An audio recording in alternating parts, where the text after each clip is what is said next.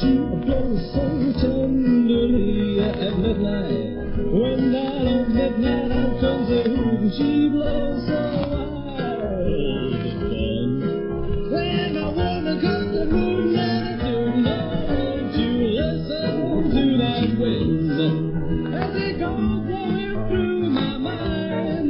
Come on and listen, everybody, because my wind is blowing around.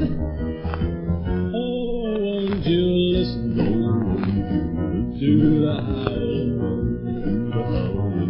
Hear how she howls round the back of my house.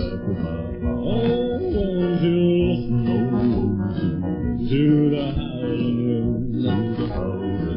Just listen to that wind blow through my mind. She whispers, come along now, Johnny. As the tiny little child wakes each morning, she thunders, stand back, Mr. McGaskill, as she issues another gallon warning. Oh, won't you listen to that wind as it goes blowing through my mind? Come on and listen, everybody, because my wind is blowing around. Yes, my friends, as you sit alone on a cold winter's eve, not all wind blows freely through the innermost tabernacles of your consciousness.